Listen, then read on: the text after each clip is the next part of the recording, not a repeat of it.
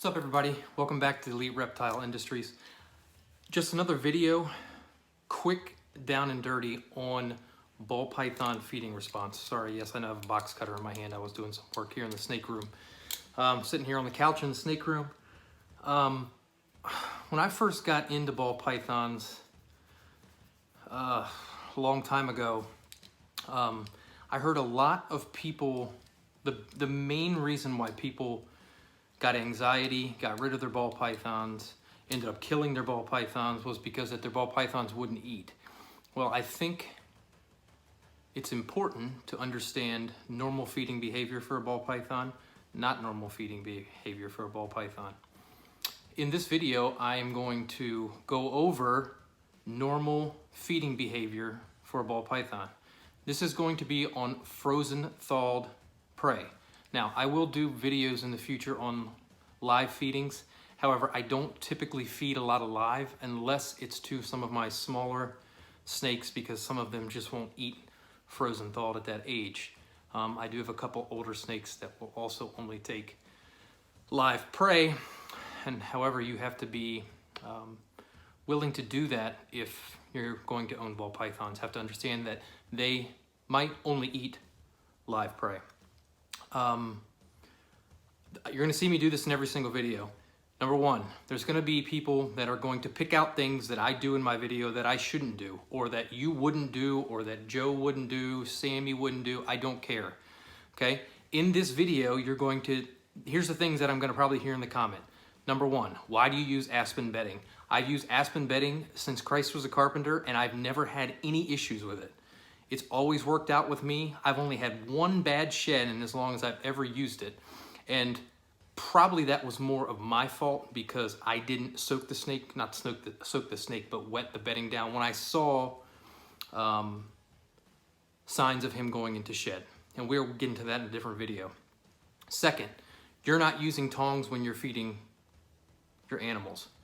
Yes, I will agree with you. However, to hold a camera and to use tongs at the same time is difficult. I understand that I run the risk of getting bit. Okay, I've been bit. It's not fun. I understand that risk. So please don't comment on here thinking that you know something more than me. I'm not saying I'm an expert, but something that you know something more than me because I'm not using tongs. The last one always happens. Why do you keep your snakes in racks? That's the way I like to do it. I'm going to have multiple videos on that. You can go and see why. I've kept snakes in tanks before and they just have not done well. If you all know me, the people that have already subscribed, the people that have listened to me, I don't beat around the bush. I'm simple, straightforward. If it works for me, it works. I'll never put my animals in harm's way. I will always do the safest thing possible for the animals. I always do the safest thing possible for the prey, as I don't know, as hard as that might sound. So before I ramble on too much, in this video, you will see me feed frozen thawed small rat to a subadult ball python. I believe it's a lesser fire. She's going to be one of my breeders. That might be something else people say, well, why do you want to breed snakes? You already got blah, blah, blah. Okay, whatever. Let's move forward. This video would be for those of you who are having issues picking out what a snake looks like in normal feeding behavior. Okay? It's a small rat. It's frozen thawed. It's been soaked. It's warm to the touch, and it's been dried so that the snake doesn't get a bunch of aspen bedding in their mouth.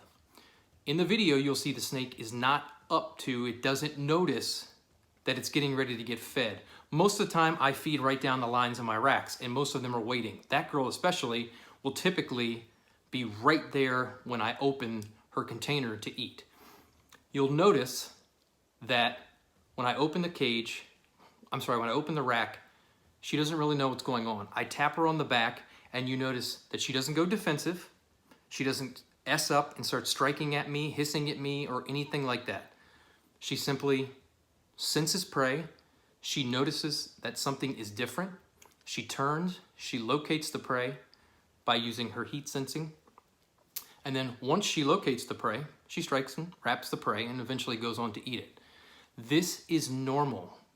It is not, let me repeat, it is not normal for a snake to be striking at you, when you're before, if you don't have prey in the room, it's not normal for a ball python to be hissing at you when you're offering it food, striking and releasing. That snake is not missing. That's not what's going on. If they miss, it happens. But if you can tell that they're in feeding mode and they're looking to eat, it's much different than a defensive bite. A defensive bite will be quick, release, and come back. A feeding miss they will go through the animal, miss the animal when it moves. They'll come back, locate the animal again, strike, coil, and eventually consume the prey. So I hope this helps out. Please comment if you have a question.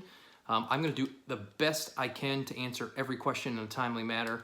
I want this channel to be successful because I love teaching, and the more I can get out there and teach either in my current profession or with a passion that I have in animals and ball pythons, I will definitely do that as well. Don't forget to like, share, and subscribe if you like. If you don't like it, please tell me why. But yeah, I hope you enjoy this. Should be about an 8 or 9 minute video. Take a lot out of this, and remember this next time you go to feed your ball python. Okay, let's talk about feeding response. I hear a lot of people, and I hope the snake doesn't smell this rat before.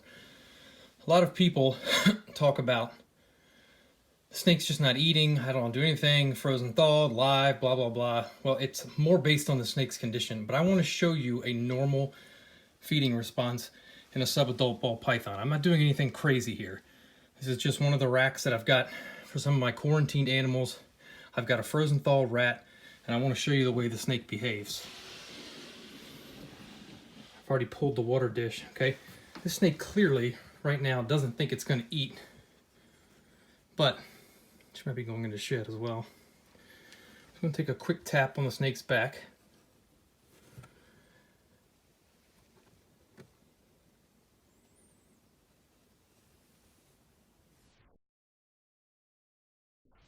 Okay, see, you notice the snake says something is up.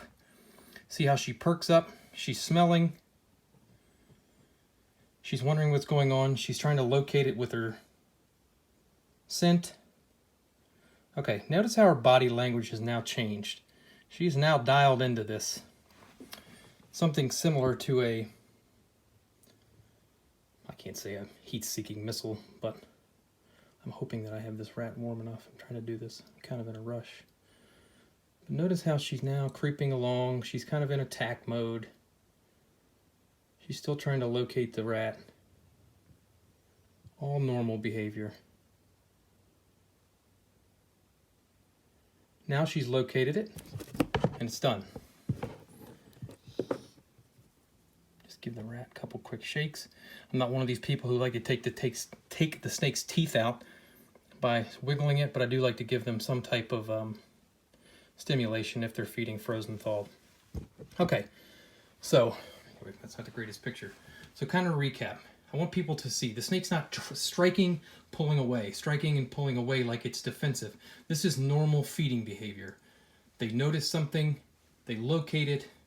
Once they locate it, they use their heat sensors to then zone in on that animal. And then once they zone in on the animal, they strike, wrap, and however long she feels it's necessary, even though it's a frozen thawed rat, she will eventually consume the animal. I just wanted to kind of temper some of these things that I see on forums and other avenues for ball pythons that oh, my snake is striking at something, but it's not eating it. Well, it's striking at something because it's being defensive. It sees it as a threat.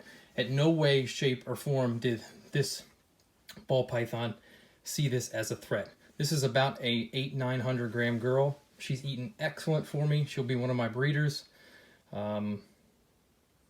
Just wanted to kind of throw that out there so you can see the feeding response. You can see what it normally looks like as opposed to it's just striking or it's smelling it with his tongue and then pulling away. What you just saw there is textbooked. That's what you want to look for. Okay, I hope you got something from that video. Video turned out really well. Not a ton of editing or anything fancy being put in there. Just wanted to get what a normal feeding response looks like. I will do my best to try to attach a video to this of what a snake that doesn't want to feed, that might be stressed out. I try to do a really good job to prevent that. So maybe when I get a baby in that's not used to what's going on, I can try and do that for you all. But for now, thanks for watching. If you have any comments, please, down in the bottom, I'll do my best to answer them as soon as possible. Look forward to talking to you all again soon.